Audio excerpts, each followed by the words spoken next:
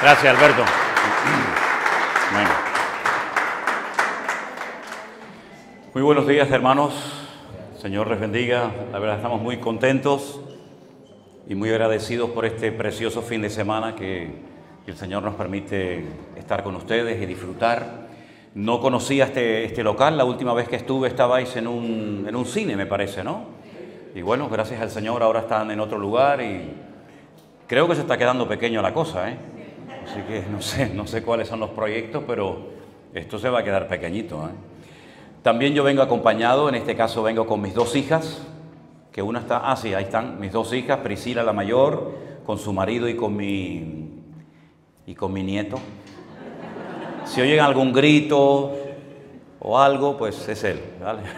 Y con mi hija menor, Miriam, y también vengo con mi esposa, con Elena, y estamos muy contentos y muy agradecidos por esta oportunidad que el Señor nos da de poder estar aquí. Le dije a Alberto, si no hacemos un esfuerzo para venir ahora en estos días, va a ser muy complicado porque constantemente estamos tratando de visitar todos los lugares donde el Señor ha estado tocando vidas y abriendo puertas.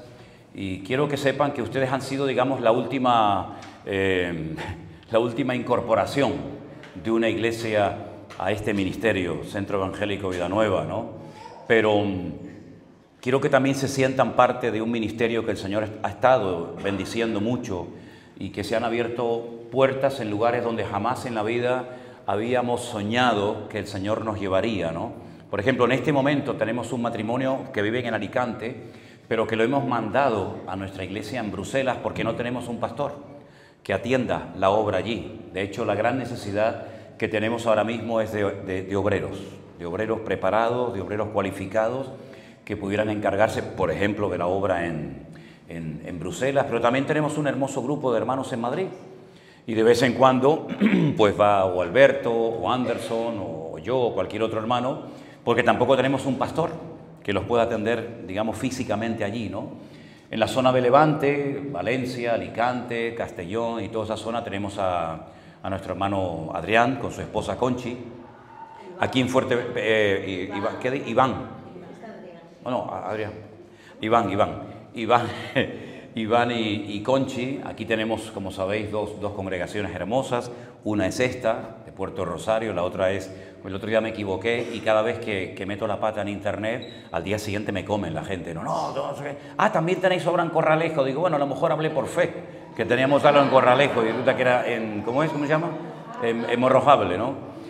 Y bueno, el Señor nos ha ido, ¿verdad?, sorprendiendo porque desde los días de la pandemia, aquellos días que fueron únicos en el mundo, pues el Señor comenzó a sorprendernos y comenzó a ponerse en contacto con nosotros, milagrosamente cientos y cientos y miles de personas de todas partes del mundo, y surgieron iglesias en Colombia, en Ecuador, en Estados Unidos, en México, y estamos muy agradecidos al Señor porque yo siento en mi corazón que esto no ha hecho más que empezar, ¿verdad?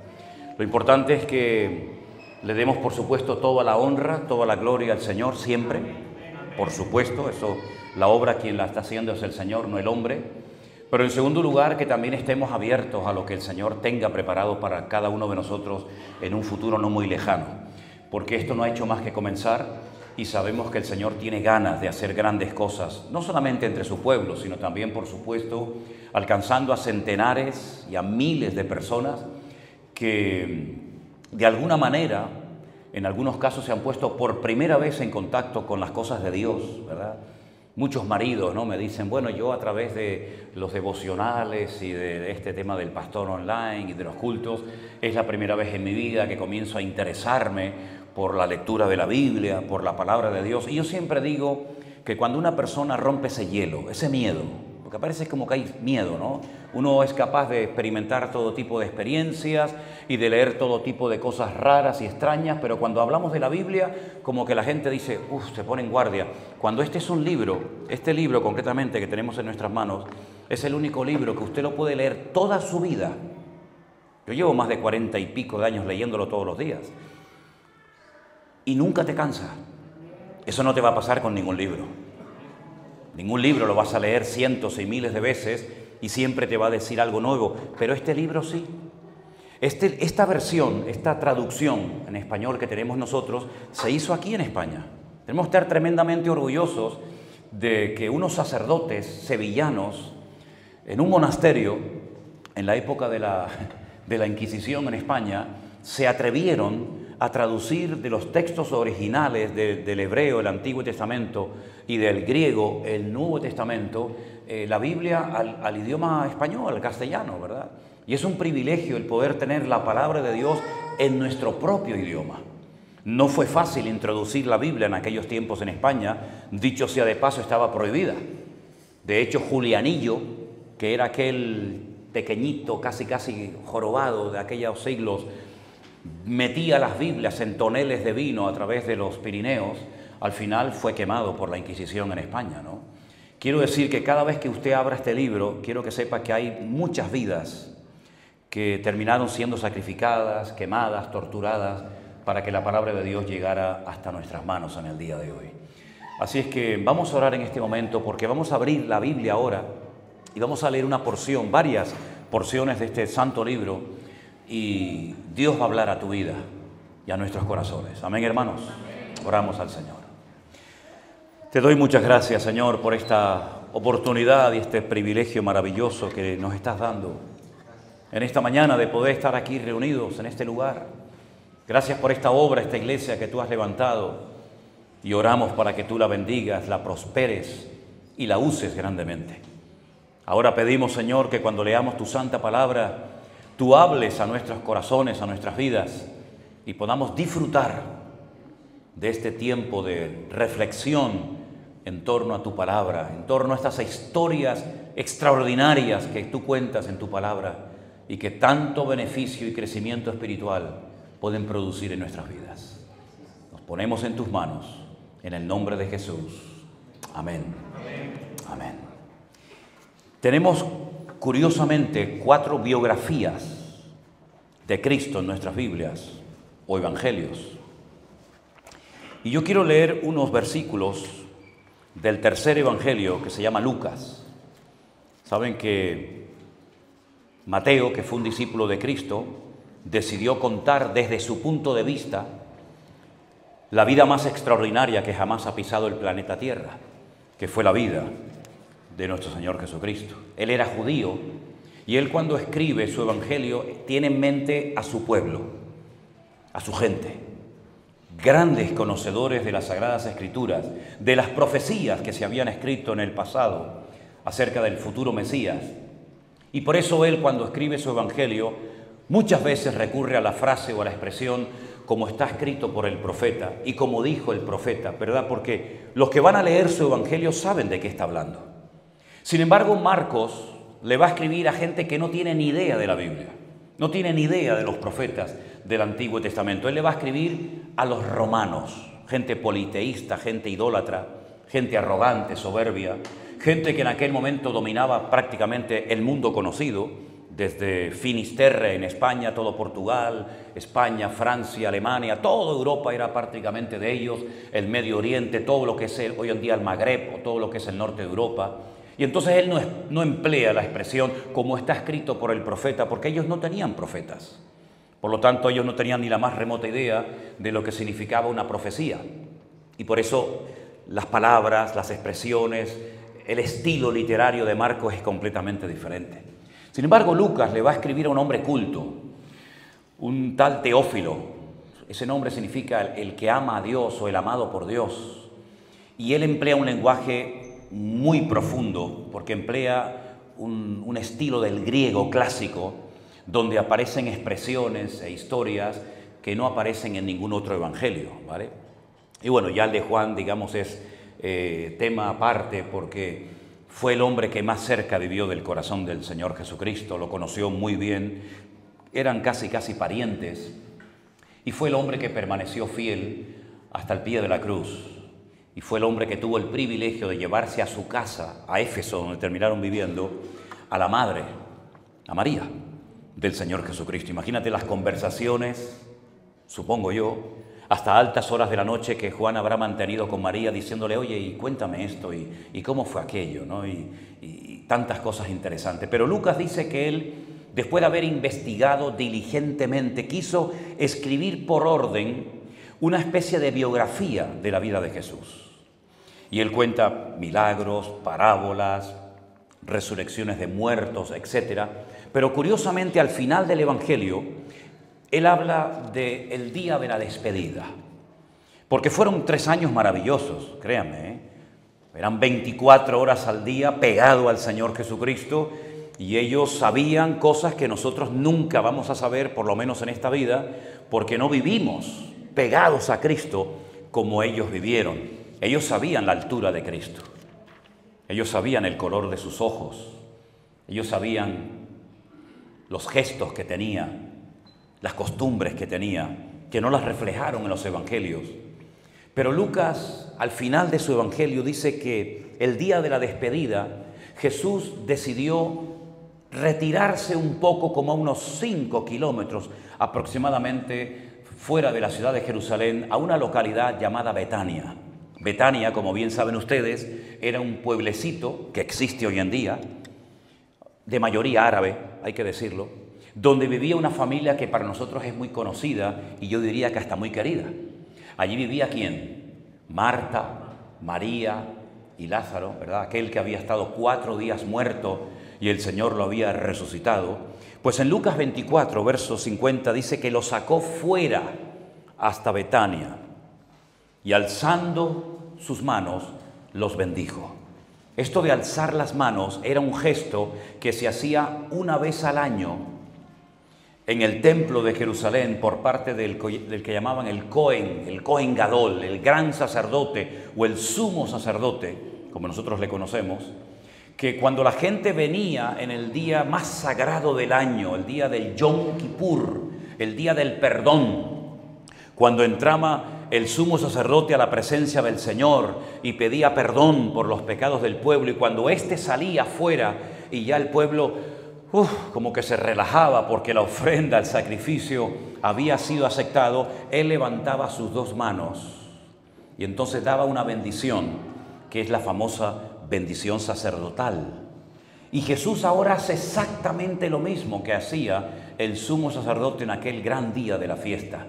Levanta sus manos y comienza a bendecir a sus discípulos. Y dice que mientras los bendecía, se separó de ellos. Esto es algo muy interesante porque generalmente las bendiciones del Señor nos unen, ¿verdad? Las bendiciones del Señor nos hacen disfrutar juntos y tener comunión y descubrir cosas juntos para servir mejor al Señor. Pero en esta ocasión la bendición trajo un distanciamiento, una separación, pero una separación que no se ha vuelto a producir la unión hasta el día de hoy. Dice que bendiciéndolo se separó de ellos y fue llevado arriba, al cielo. Ya, digamos, la ley de la gravedad ya no tiene retenido a Cristo con sus pies en la tierra. Ahora Él supera esa ley que a todos los seres humanos creyentes y no nos afecta. Y Él comienza a levantarse y comienza a ascender a los cielos. Y ellos, dice que en aquel instante le adoran. Fíjense la palabra que emplea el traductor de esta Biblia, de este tema aquí. Ellos le adoraron. Nunca le habían adorado. Se alegraban de ser sus discípulos. Peleaban entre ellos para ver quién iba a ser el más grande, el más importante en el reino de los cielos. Pero adorar nunca lo habían hecho. La diferencia entre alabar y adorar es que alabar, bueno, es reconocer por algo que él ha hecho, ¿verdad? Pero adorar es atribuirle a esa persona, a ese objeto de culto, propiedades divinas. Y ellos como judíos nunca se iban a atrever a adorar a un hombre, porque eso es lo que hacían los pueblos paganos, adorar a hombres o a divinidades como si fueran dioses. Cuando ellos sabían que el mismo Señor Jesucristo había empleado el texto en el desierto cuando fue tentado por Satanás, al Señor tu Dios adorarás, ¿se acuerdan? Y a Él solo servirás. Y la adoración te lleva al servicio. Y servimos a Dios porque sabemos que Él es digno de toda adoración, como hemos cantado en esta mañana. santo, santo, santo es el Señor. Y se repite eso en la Biblia de santo, santo, santo, porque el superlativo en hebreo no existe. No se puede decir en hebreo santísimo, grandísimo. Y entonces lo que se hace es que se repite varias veces la palabra para hacer referencia a lo que nosotros llamamos en nuestro idioma el superlativo, término o figura literaria que no existe en el hebreo. Y ellos comienzan a adorar al Señor por primera vez en su vida. Mira, si ustedes leen los evangelios, por ejemplo el de Mateo, ustedes se van a dar cuenta que los únicos que adoraron a Jesús, aún antes de comenzar su ministerio, ¿saben quiénes fueron? Efectivamente, los magos de Oriente. Dice que viajaron desde lejanas tierras, probablemente durante muchas semanas o meses, guiados milagrosamente por su estrella, no por las estrellas, sino por su estrella, que la vieron en Oriente y les guió hasta Occidente. Y postrándose le ofrecen una serie de presentes que todos sabemos, y dice, y postrándose le adoraron. El niño no hablaba. El niño evidentemente no era todavía un Mesías reconocido y públicamente manifestado a Israel, no hacía milagros, no predicaba, no hacía nada, pero ellos sabían que ese niño era el rey de los judíos. Recién habían hablado con el supuesto rey de los judíos. ¿Quién era? Herodes. Pero Herodes no era verdaderamente el rey de los judíos. Herodes fue alguien que los romanos pusieron, ¿verdad? Pero el verdadero rey de los judíos estaba allí. Y ellos se postran y lo adoran. Quitando ese acto, a lo largo de todo el ministerio de Jesús, nunca nadie adoró a Cristo. Lo admiraban, lo reconocían. Por ejemplo, Nicodemo dijo, sabemos que has venido de parte de Dios como maestro, porque nadie puede hacer las señales que tú haces si Dios no está con él. Para Nicodemo, Jesús era un gran maestro enviado por Dios. Nada más que eso, nada más que eso. No se postró a la puerta de su casa y lo adora reconociendo que es Immanuel, Dios con nosotros. No, imposible. Pero ahora dice que ellos le adoraron. Ya se van dando cuenta a quién han estado siguiendo y aprendiendo de él durante estos últimos 3 años de su vida. Es que es muy importante que tú crezcas en tu relación con Dios, pero no solamente que crezcas en cuanto a conocimiento, sino que tú vayas descubriendo aspectos de la naturaleza y de la esencia del Dios que dices adorar y conocer. Porque cuanto más le conozcas, más intimidad tendrás con Él y más podrás desarrollarte como creyente. Mira, hay personas que si le preguntas, ¿usted cree en Jesús? Te dicen sí. Y, bueno, fue un gran hombre, un gran orador. Un hombre con un carisma espectacular, un hombre que hizo señales, milagros y prodigios que nunca, jamás nadie había hecho. ¿Y qué más? Bueno, era un buen líder religioso dentro del pueblo de Israel. ¿Y qué más? Pero no son capaces de describir muchos más aspectos de Jesús y por supuesto también de Dios.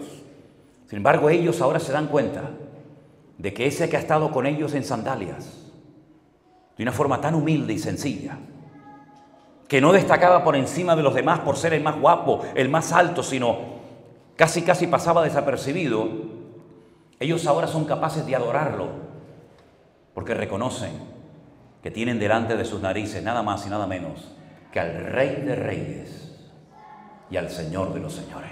¿Cuántos dicen amén? Tremendo, ¿eh? Tremendo, tremendo. Ahora, si ustedes se dan cuenta, no quedó todo en un acto de adoración. Bueno, le adoro. Ellos no eran de Jerusalén. Ustedes saben que Israel es un país muy chiquitito, incluso hasta en la actualidad, no tiene más de 300 y pico kilómetros de largo. En un día, vamos, lo recorres de punta a punta sin problema. Y ellos eran de la parte norte del país. Israel está dividido en 3 partes.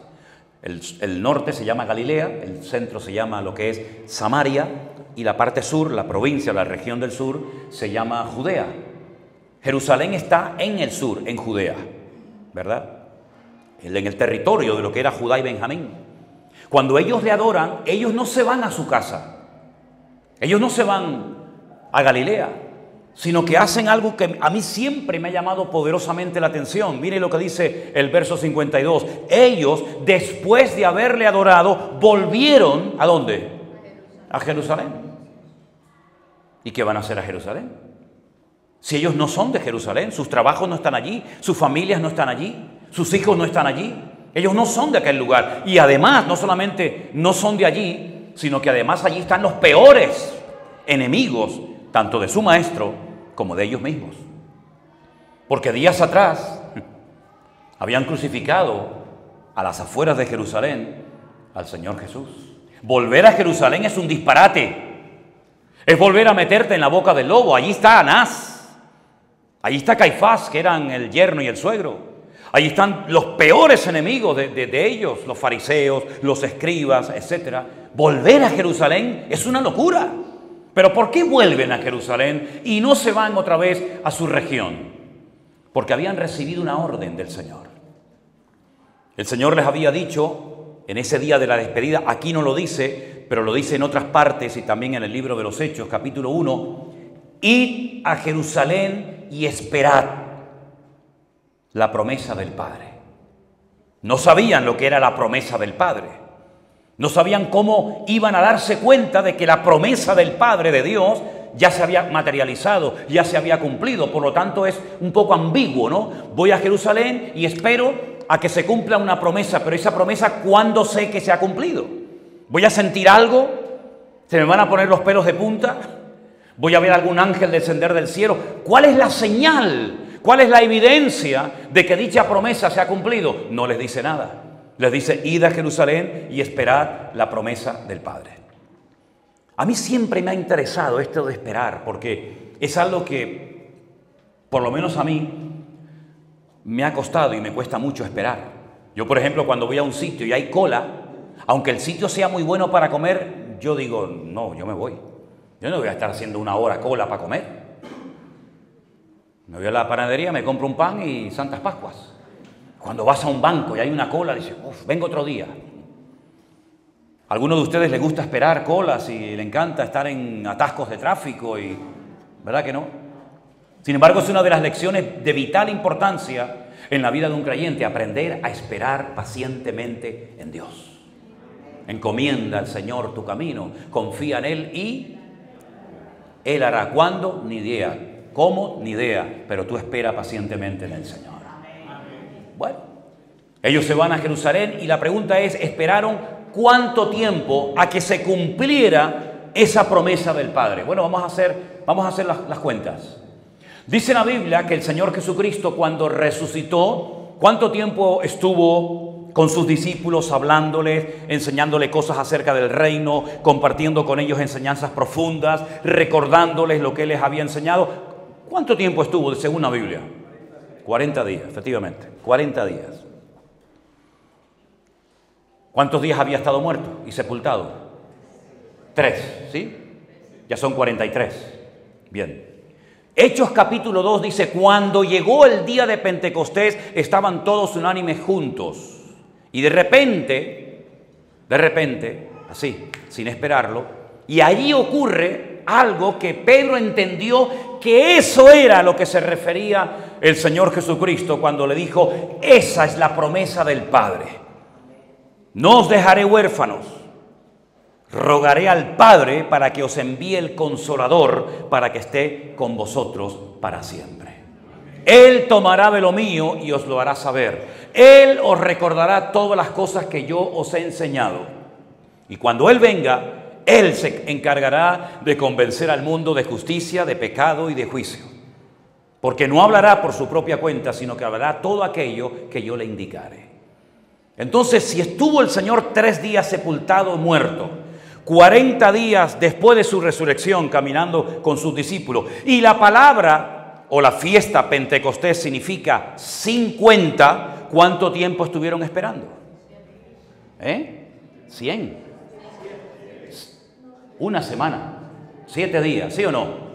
3 de muerto, 40 resucitado, más 7 más 50.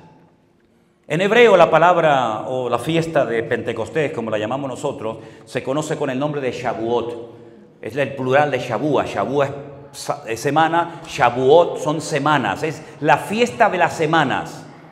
50 días después de haber salido de la esclavitud en Egipto, están en la falda del monte Sinaí. Moisés sube, está 40 días y cuando baja con las tablas de la ley, lo que se conoce como la Torá. Las instrucciones, 613 mandamientos para las viudas, los casados, los solteros, los guerreros, los agricultores, los ganaderos. Para todo el mundo había una ley. 50 días después de la Pascua, de haber sido crucificado el Señor Jesucristo, ellos recordaban que habían recibido del cielo un regalo tremendo. Fíjense qué curioso, siempre me ha llamado la atención. Eran esclavos, pero el Señor les regala un libro. Luego no eran analfabetos.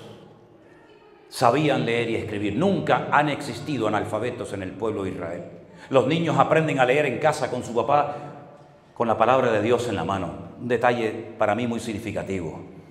Bueno, pues 50 días después, cuando se producía esa fiesta, que era la fiesta del júbilo, de la alegría, porque era la fiesta de las cosechas, no de la siembra, sino de las cosechas. Y era cuando se cumplía el texto de que irá andando y llorando el que lleva la preciosa semilla, mas volverá trayendo sus gavillas. Ese era el día de la celebración, ese era el día del júbilo, ese era el día de la cosecha, que se ofrecía parte de ella al mismísimo Dios del cielo. Ese día fue el que decidió el Señor que la promesa del Padre, ahora vamos a leer en qué consistía esa promesa, se cumpliera en la vida de sus discípulos. Por eso ellos van a Jerusalén. Porque saben que cuando se cumpla la promesa del Padre, no se va a cumplir en Galilea. No van a recibir nada en Capernaum, o en Tiberias, o en Jericó, o en cualquier otra parte, sino que va a haber un lugar, solamente un lugar, donde la promesa del Padre tendrá fiel cumplimiento. Qué importante es saber cuál es el sitio donde Dios quiere que yo esté, y qué importante es saber el sitio donde Dios no quiere que yo esté. No es cualquier sitio, hermano. Dios tiene un sitio para ti y para mí. Y lo importante, para mí hay cosas muy importantes en la vida de un cristiano que quiere madurar y honrar al Señor, es saber lo que tengo que hacer y lo que no tengo que hacer, dónde tengo que estar y dónde no tengo que estar.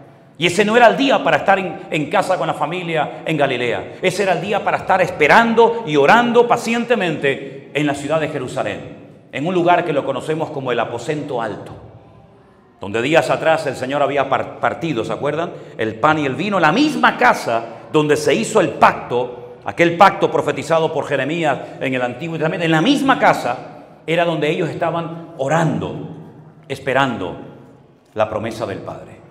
Ahora, Lucas es un hombre muy detallista cuando escribe su evangelio. También fue el autor del libro de los Hechos, ¿sí? Él cuenta cosas que ningún otro evangelio cuenta. Por ejemplo, él es el único que nos dice que había un hombre que tenía 2 hijos y uno se fue y otro se quedó. Solamente lo contó él. Él es el único hombre que se da cuenta de que una vez una mujer, contando su dinero, perdió una moneda. Eso no lo cuenta nadie, solamente Lucas. Él es el único que se da cuenta de que una vez un pastor, cuando llegó por la noche a guardar sus ovejas en el redil, resulta que las contaba y le faltaba una. Es decir, hay cosas que Lucas cuenta y son detalles de un hombre que se fija en las pequeñas cosas. También Juan va por esa línea, ¿no? Pero en este caso nos estamos ciñendo a Lucas. Y Lucas se da cuenta que cuando llegan a la casa o al aposento alto, donde están esperando la promesa del Padre, cuando entran en esa casa, Él los cuenta. Lean, por ejemplo, Hechos capítulo 1. Yo no tengo tiempo para leer todos los textos, ¿sí? Por eso se los voy soltando así. Él se da cuenta de que hay 120 personas esperando en esa habitación. Y los números en la Biblia son muy importantes, tremendamente importantes. Porque a veces un mensaje hasta profético, el Señor te da un número en vez de una palabra, pero si sabes el valor de ese número, sabes lo que te está diciendo el Señor. Y hubieron 153 peces. ¿Qué más da, no? Todo eso tiene una explicación. Él se da cuenta de que en el aposento alto, desde Betania hasta el aposento alto, cuando desciende el Espíritu Santo de una forma totalmente diferente a como había surgido a lo largo de la historia, hay 120 personas. Y uno dice, bueno, ¿y qué más da cuántos haya? No, es muy importante. Es muy importante porque años más tarde, un gran rabino muy conocido con una influencia tremenda en Israel llamado Saulo de Tarso, más conocido por Pablo, cuando él escribe ese capítulo extraordinario de Primera de Corintios, capítulo 15, donde él está presentando argumentos para defender o para presentar defensa con mansedumbre y reverencia sobre el tema de la resurrección, él habla y dice, bueno, si Jesús no resucitó, como algunos de ustedes en la ciudad predican, entonces nuestros pecados no han sido perdonados. Si Jesús no resucitó, los que murieron creyendo que resucitarían tampoco lo van a resucitar. Si Jesús no resucitó, ¿por qué en vuestra ciudad hay templos de gente que se bautiza por los muertos? Si no van a resucitar. Y comienza a presentar todo tipo de argumentos, ¿no? Incluso después habla de las apariciones, algunas de las apariciones de Cristo. Y él menciona la última aparición de Cristo cuando dice, y finalmente se me apareció a mí, el último de la fila, como un abortivo. Pero hay un momento en Primera de Corintios capítulo 15 que él dice, y una vez 500 hermanos le dieron. Y hace referencia al día de la ascensión, cuando 500 testigos oculares lo vieron ascender a los cielos. Y dice, y muchos de esos testigos, muchos de esos hermanos todavía viven. Ya otros habían muerto, pero muchos de esos hermanos viven y están entre nosotros. Quédate con ese dato, 500. Cuando llega el día de Pentecostés, Lucas se pone a contar y dice, aquí no están los 500 testigos. Aquí hay solamente 120. Upa. Es decir, que en una semana, hemos dicho que esperaron una semana, ¿verdad? En una semana, la iglesia pasó de 500 miembros a 120. Se perdieron 380 personas que quedaron por el camino. No me pregunten, por favor, bueno, lo pueden hacer, pero no te voy a contestar. No porque no quiera, sino porque no lo sé. ¿Dónde estaban ese día las 380 personas que faltaban? ¿Usted lo sabe? Yo tampoco. ¿Habría una cosa más importante que hacer ese día? Como aquellos que le dijeron, deja que primero entierre al viejo y cuando lo entierre yo te sigo. Es que me he comprado unas yuntas de buey y tengo que probarlas. Casualmente hoy las tienes que probar. Hoy justo las tienes que probar, ¿verdad? Es que me acabo de casar. Siempre excusas y excusas y excusas. ¿Qué excusa tendrían esos 380 hermanos nuestros para no estar ese día en el aposento alto, en el día más importante de la vida de ellos? Que era nada más y nada menos que recibir esta tremenda experiencia que vamos a leerla ahora en Hechos capítulo 2. No sé. Pero es una lástima ver a gente, a hermanos que han entendido el Evangelio, que han nacido de nuevo, que se cansan, que abandonan el camino antes de tiempo y no hay una promesa que dice, sé fiel hasta la muerte y entonces yo te daré la corona de la vida. Todas las 7 recompensas que se mencionan en el libro del Apocalipsis a cada una de las iglesias, siempre previamente se dice al que venciere, al que venciere. Nunca va dirigida la promesa al cobarde, al que se cansa, al que se aburre, al que se enreda en los negocios de esta vida. Por eso Pablo dice, ninguno que milita, ninguno que está metido en esto, se enreda en los negocios de la vida, a fin de agradar a aquel que lo tomó por soldado. Si no te enredes en las cosas de este mundo, no vivas para trabajar, en todo caso trabaja para vivir, ¿verdad? Pero ¿cuántos hermanos nuestros en la fe se enredan en las cosas de este mundo, en juguetes, ahora para aquí y ahora para allá, y pierden la visión? ¿Tú no sabes que una oveja más de 15 o 20 metros ya no ve al rebaño? ¿Sabías eso? Es el animal más torpe del mundo. No tiene un buen olfato. No es como un perro que agarra el rastro, ¡bum!, y llega hasta la casa. No tiene un sentido de orientación como por ejemplo una paloma. Yo crié algunas palomas. Mi madre siempre se enfadaba conmigo porque las palomas van dejando muchos rastros. Y estaba harta de limpiar los rastros de las palomas y me decía, sácame esto de aquí de casa. Yo cogía las palomas, me las llevaba a la Plaza Santa Ana de Las Palmas, donde está la catedral, ¿se acuerdan? Y allí las dejaba, digo, bueno, ahí que se queden con las palomas. Cuando volví a San Cristóbal, donde yo vivía, las palomas ya habían llegado primero que yo. No había forma de chocar a las palomas. No había manera. Se orientan así. Yo he ido a veces en barco de Tenerife a Las Palmas y en medio de la travesía, ¡bum!, abren un montón de jaulas y salen las palomas. Claro, las de Las Palmas las tienes que soltar en Tenerife y las de Tenerife las tienes que soltar en Las Palmas, porque si no, no tiene ningún sentido. Si las tuyas están aquí, ¿para qué las sueltas? Si ya están en casa, ¿no? La oveja no es capaz de orientarse, no tiene sentido la orientación, el olfato es pésimo, la visión es malísima. Si tiene además la desgracia de caerse con la lana en un charco, se ahoga porque no sabe nadar. Es lo más torpe del mundo, ¿verdad? Por eso, mis queridos hermanos, necesitamos estar bien cerca de Cristo y no enredarnos, porque separados de mí, dijo el Señor, nada podéis hacer. Así que cuando llegó el día de Pentecostés, déjenme leerles la historia, porque toda experiencia que usted dice tener, como decíamos ayer en el Pastor Online allí que hicimos, tiene que estar respaldada por las Sagradas Escrituras. Si usted, no, un sueño, una visión, lo que sea, usted tiene que tener la capacidad de poder demostrar con la Biblia en la mano que dicha experiencia tiene un aval y un respaldo bíblico. De lo contrario, eso no vino jamás de parte del Señor.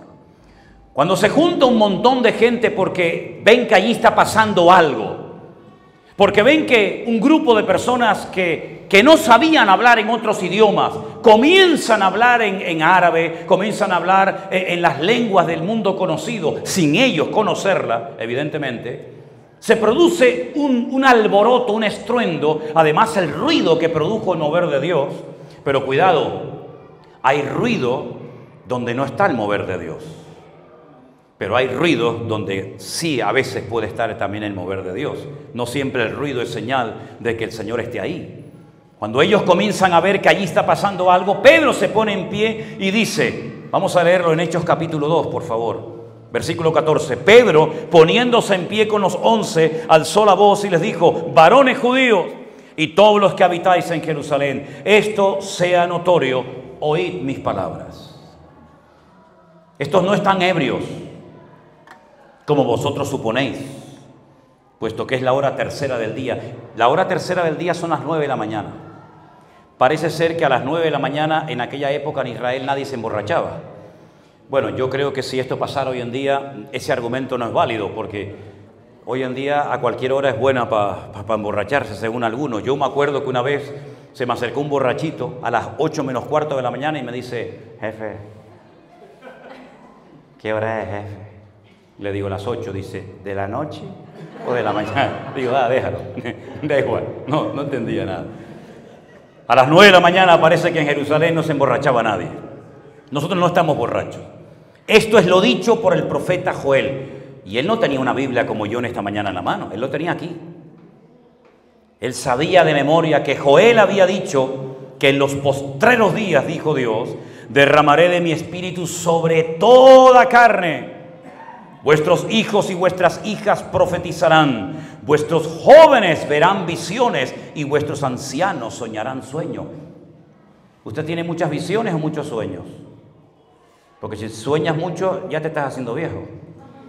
Porque los sueños son para los viejos y las visiones son para los jóvenes, dice la Biblia. De cierto, sobre mis siervos y sobre mis siervas, en aquellos días derramaré de mi espíritu y profetizarán. Y da una porción bíblica de Joel capítulo 2, del 28 en adelante, extraordinaria, como diciendo, hermanos, amigos, esto que estáis viendo y oyendo no es un descontrol, no es un desmadre que hemos producido aquí, sino esto tiene un aval bíblico, esto tiene un apoyo escritural, de tal manera que ustedes pueden comprobar si lo que aquí está pasando realmente es algo divino o es algo producto de la carne. Porque la palabra de Dios avala que todos estos que estamos aquí hemos comenzado a hablar en otras lenguas, porque esto es lo que dijo el profeta Joel, etcétera, etcétera, etcétera. Qué importante es conocer la Escritura. Primero, para no tener que decir amén a todo lo que oyes. Pero en segundo lugar, para poder filtrar por ti mismo. Para poder darte cuenta si lo que este señor que se llama pastor, obispo, reverendo o me da igual, lo que está enseñando a la iglesia viene de parte de Dios o de dónde rayo está viniendo. La gran tragedia de muchos cristianos últimamente, en los últimos años, ha sido el desapego que ha habido de la palabra. Yo me acuerdo que en mi época todo el mundo iba con la Biblia a la iglesia, todo el mundo. Hoy en día cuando le digo, ¿y tu Biblia dónde está? Dice, no, la traigo aquí en el teléfono. Digo, bueno. Pero hermanos queridos, es importante que ustedes como pueblo de Dios no se dejen engañar ni manipular. Me da igual quién sea, o cómo se llame, o el cargo que ocupe. ¿Y cómo puedo evitar ser llevado por todo viento de doctrina, por estratagema de hombres? ¿Cómo puedo yo saber si lo que estoy oyendo es palabra de Dios o no es palabra de Dios? Bueno, la Biblia dice que cuando Pablo fue, por ejemplo, a una localidad llamada Berea, cuando él terminaba de exponer el Evangelio, cuando él terminaba de predicar la palabra, estos que eran más nobles que los de Tesalónica, comprobaban a la luz de las Sagradas Escrituras si lo que este hombre había enseñado era palabra de Dios o no era palabra de Dios. Lo tremendo es que yo una vez escuché a un predicador que dijo, hermanos, por favor, no sean como los de Berea, que están todo el día cuestionando la Biblia. Digo, madre mía, este no entendió nada, ¿no? Usted tiene la obligación de en esta mañana decir, bueno, este señor que viene de Tenerife, que dice que es el pastor, ¿qué me está enseñando a mí este hombre? ¿Esto es bíblico? ¿No es bíblico? Y si no es bíblico, si yo estuviera en su casa y veo que una persona está enseñando cosas que no tienen nada que ver, yo me levanto y me mando a mudar y me voy a otro sitio. Pero si es palabra de Dios, nos guste o no, tendremos que decir amén a tu bendita palabra, Señor. Incluso dice la Biblia que cuando haya ciertos y determinados dones del Espíritu Santo que se manifiesten en la iglesia, lea 1 Corintios 14, dice que hablen, ¿vale? Hablen, pónganse de pie, pero los demás juzguen, en el buen sentido de la palabra. Los demás analicen, los demás filtren si verdaderamente lo que este hombre está enseñando es verdaderamente de parte de Dios o no viene de parte del Señor. Cuando Pedro da esta explicación, automáticamente llama a la gente al arrepentimiento. Dice, ¿sabe? El que ha producido todo esto es nuestro Señor, al que ustedes mataron, al que ustedes crucificaron. Pero nuestro Dios lo ha levantado de la tumba, lo ha hecho Señor y Cristo. Este es el verdadero Mesías, no los mentirosos y falsos Mesías que vinieron en el pasado. Este es el verdadero Mesías. Dice que ante aquella palabra directa, sin tapujos, al grano, dice que se compungieron de corazón. Y entonces le dijeron, ¿y ahora qué hacemos? ¿Ahora cómo arreglamos el problema? Dice, arrepentíos y convertíos para que sean borrados vuestros pecados y vengan de la presencia del Señor tiempos de refrigerio y comience un período de restauración de todas las cosas. No solamente Dios viene a salvarnos, no solamente el Señor viene a perdonar nuestros pecados, sino viene a restaurar todas y cada una de las áreas de nuestra vida. Hay algunos que necesitan en el aspecto, en el área familiar, ser restaurados, porque hasta que tu vida no sea restaurada y sanadas tus viejas heridas, difícilmente podrá ser usado por el Señor. Porque una persona herida emocionalmente, porque una persona herida por lo que le hicieron, por lo que le dijeron, o por lo que esperaba recibir y no recibió, es una persona frustrada, es una persona con heridas abiertas. Y cuando compartas la palabra, vas a hablar desde un corazón roto y desde un corazón herido. Y el Señor ha venido para sanar al quebrantado de corazón. ¿Cuántos dicen amén? Me llama mucho la atención, y va en consonancia con lo que estoy hablando en esta mañana, que cuando el Señor Jesucristo resucitó, en una de las muchas apariciones que hizo, dice que entró en una casa donde estaban todas las puertas y ventanas cerradas. Y Él dio el típico saludo que se dice cuando hay un grupo de personas, Shalom Alejem, paz a vosotros. Pero eso de paz a vosotros es mucho más profundo que simplemente decir, hola, ¿qué tal? ¿Cómo estás? Paz significa equilibrio, paz significa bienestar mental, espiritual, físico. Si no hay un desequilibrio en tu vida, quiero que tengan paz en medio de todo lo que ha sucedido, porque yo estoy aquí con vosotros. Ellos no dan crédito a lo que están viendo. Incluso llegó uno a decir, si no veo y meto mis manos en sus llagas? No creo, ¿verdad? Pero sin embargo el Señor toma la iniciativa de enseñar aquellas heridas en sus manos, en su costado. Pero no son heridas abiertas, no son heridas que están sangrando, que necesitan ponerse ahí como un trapo para que no fluya la sangre, sino son heridas que en 72 horas han cicatrizado, se han cerrado. ¿Y por qué les enseña sus manos heridas y su costado abierto? Para enseñarles que en la vida experimentaremos todo tipo de sensaciones, de heridas, de maltratos, etcétera, etcétera, pero que con la ayuda divina de nuestro amado Dios, toda herida y todo mal recuerdo y secuela del pasado lejano puede ser restaurado y sanado por el poder de Dios. Y dice la palabra, para que con la consolación con la que habéis sido ahora consolados, ahora ustedes puedan consolar a los que están pasando por cualquier tribulación pasajera o momentánea. Estos 120 hombres y mujeres que estaban en ese día en el lugar indicado, sus vidas cambiaron completamente. Ahora tú fíjate, ellos no tenían los medios tremendamente poderosos que nosotros tenemos hoy en día. Yo no sé si tú estás transmitiendo esto en directo, pero cuando nosotros abrimos el teléfono, cualquier red social, el Facebook o el YouTube, automáticamente ustedes van a ver que hay centenares y miles de puntos de conexión. Pero esos puntos de conexión a veces hay que multiplicarlos por 2, o a veces por 10, o a veces por 50. Porque, por ejemplo, en nuestras congregaciones en San Francisco, en Las Vegas, en Colombia y en otros lugares, cuando aparece un punto de conexión, una IP que se ha conectado, detrás de esa IP hay 100 hermanos que están viendo el culto.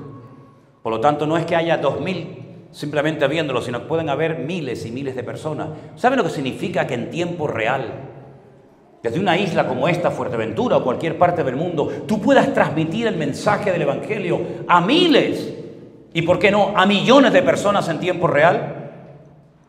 Es algo que ni nos imaginábamos. Cuando yo salí el 31 de mayo del año 1981 del seminario de las Asambleas de Dios de las Islas Canarias en Las Palmas, yo ni me imaginaba en la vida que en aquellos tiempos ni existían las redes sociales. Hoy en día la iglesia pudiera utilizar estos medios para ir a miles de lugares donde a lo mejor físicamente nunca vas a poder ir.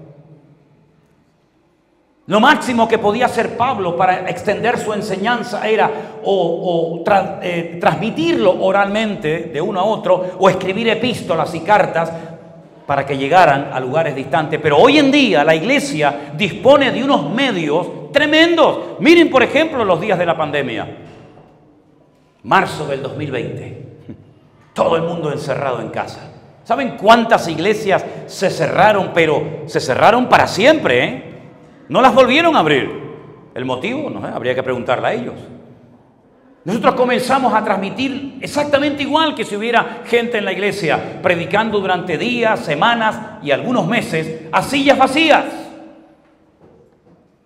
Y claro que me vino a veces la tentación, mientras hablaba, de decir, ¿quién está viendo esto? ¿A quién estoy hablando? Hasta que un día me llegó el mensaje de una hermana que tuve la oportunidad de conocerla personalmente, que fue utilizada por el Señor, y ella no sabe lo que el Señor la usó en ese momento. Cuando me escribe y me dice, hermano Sierra, pastor, si en algún momento en estos días cuando estás predicando te viene a la mente el pensamiento de que no merece la pena hablarle a sillas vacías, que nadie está viendo ni escuchando esto, es cuando más gente está viendo y escuchando este mensaje. Oye, aquello fue una palabra que me dio un revulsivo, me dio una fuerza, y después comenzamos a ver como miles y miles, hablo de miles, de miles y miles y miles de personas, gente que se había quedado en los cruceros en alta mar, que no los dejaban atracar en los puertos, gente que nos escribía desde la ciudad más austral del mundo, Ushuaia, en Argentina, gente que nos escribía de las Islas Caimán, gente que nos escribía, soldados que nos escribían desde bases militares en Afganistán, desde Japón, desde Alaska, y decíamos, Dios mío, ¿pero esto qué es? Es que la Biblia dice que antes de que el Señor viniera, este evangelio sería predicado en todas las naciones de la tierra. Bendito sea Dios. Y Dios lo está haciendo. Y Dios nos ha dado a nosotros, esta generación de creyentes, unas armas que, sabiéndolas utilizar para la gloria de Dios, pueden llevar a centenares y a miles de personas ante los pies de Cristo. Todavía no somos conscientes del impacto que ha tenido todo esto. Ahora, por ejemplo, el próximo mes vamos a ir a Guatemala. Y allá hay un montón de hermanos que no solamente son de Guatemala, sino vienen de Nicaragua, de El Salvador, de Costa Rica y de otras naciones que se han reconciliado con el Señor. Tenemos testimonios, hermanos, en nuestra iglesia virtual, ¿sí?, de personas que hacía hasta 20 años que habían dejado de congregarse. Yo había conocido gente de 8, de 9, de 10, pero de 20 años. Tremendo. Hemos estado orando por personas que se querían quitar la vida. Como por ejemplo, un día me llama una hermana desde Santiago de Chile y me dice: pastor, estoy pasando ahora mismo por la calle y hay un carabiniero, creo que se llama, en un puente, sí, que se quiere, sí, un policía, vaya, que se quiere quitar la vida. Digo, ponme el teléfono con el altavoz, que me oiga.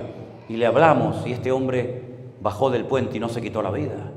Hemos hablado por personas que me han dicho: mira, mi madre ya está en un punto que ya no hay marcha atrás, y orar por ella, darle unas palabras de consuelo, de ánimo, y a los pocos minutos llamarte a la familia y decir: ya mi mamá partió a la presencia del Señor.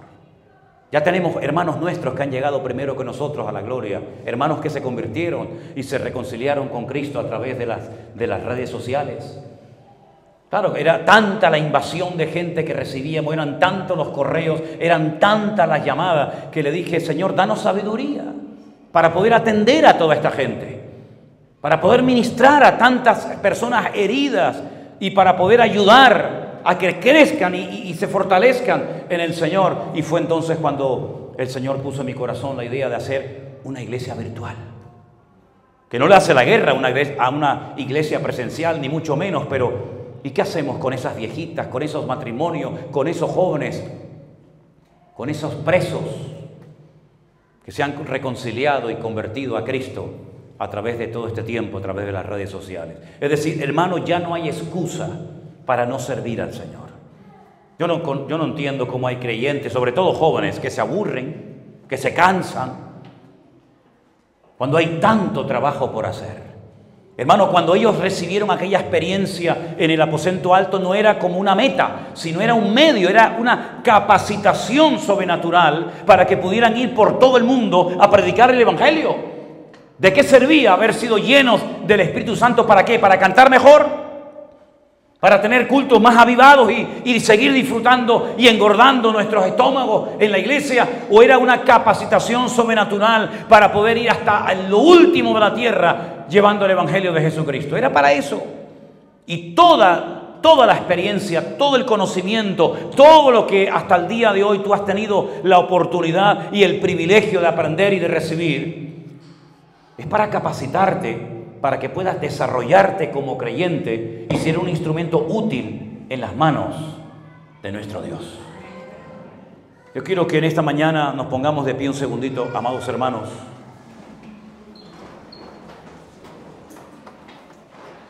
Y quiero que escuches atentamente estas palabras, porque esto trajo un cambio de vida.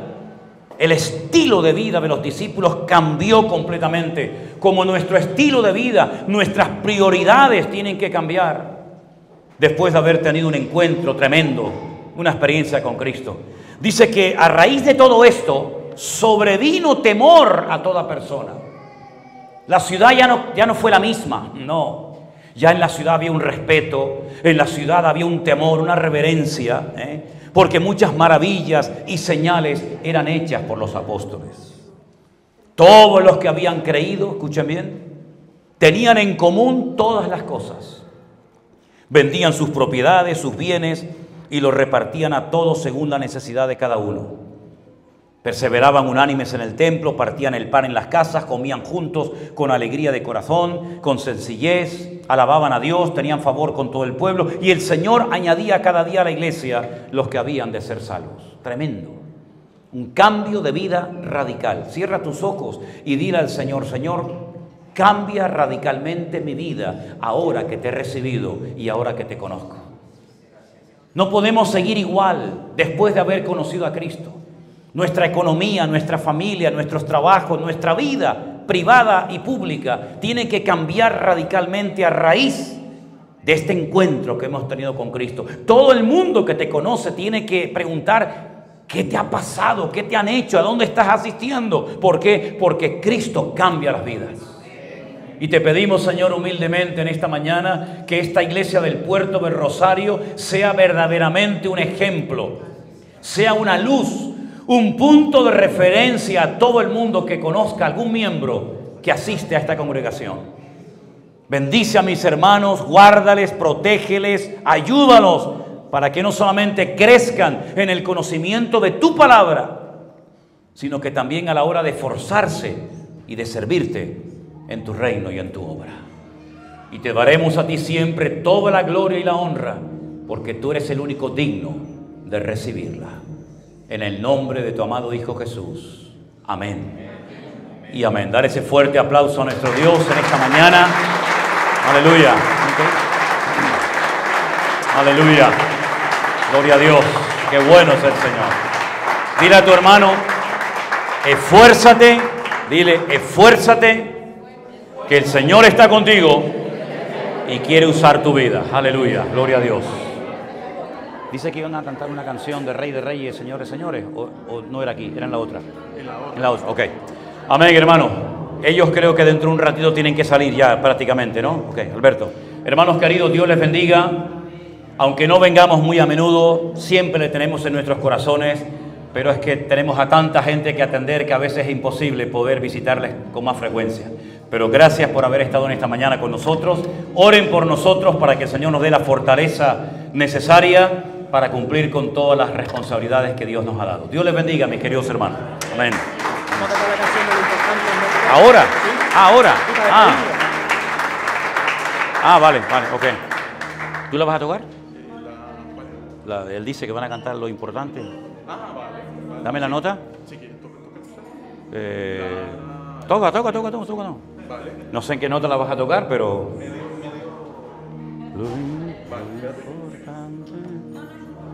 ¿Qué nota la vas a tocar? ¿La menor? ¿Cuál es?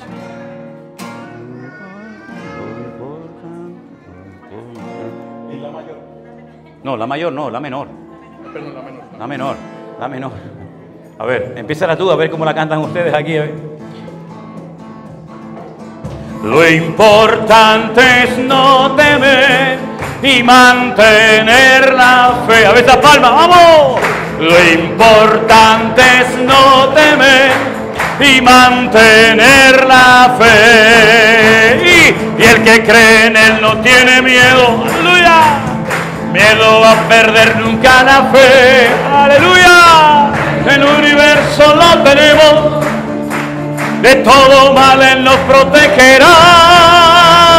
Lo importante es no temer y mantener la fe. Venga, fuerte, vamos.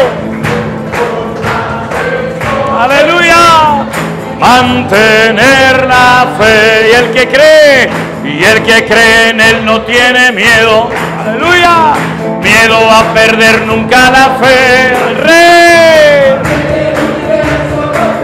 Sí, Señor, de todo mal Él nos protegerá. Mi Shema, mi lo me fajé, aleluya.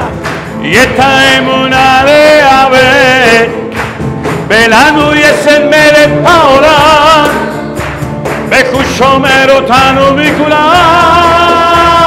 Lo importante es no temer, mantener la fe. Otra vez fuerte.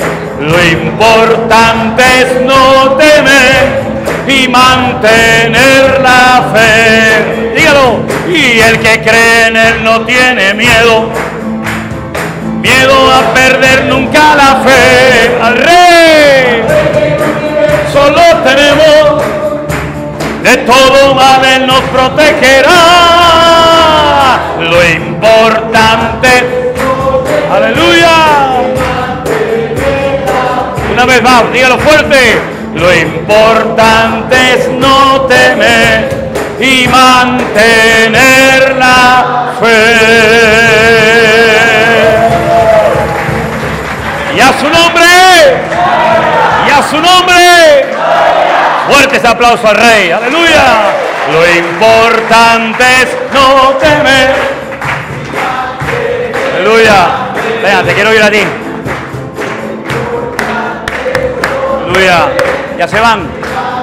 ¿A qué hora sale el avión? En una hora que salgamos, una hora ya está. Ay, mi niño. Perder nunca la fe. Venga, fuerte, vamos. El Rey del universo lo tenemos de todo mal. Te quiera. Mi Shema, mi lo me fajé. Aleluya. Y esta es una leave. Velano y el sermele ahora. Bejucho merotano, mi culá. Lo importante no temer. Aleluya. Fe. Lo importante no temer y mantener la fe.